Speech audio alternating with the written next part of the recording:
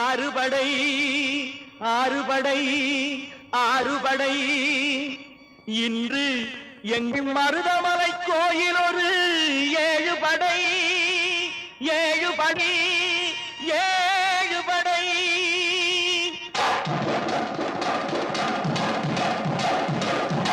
மருதமலைக்கு நீங்க வந்து பாருங்க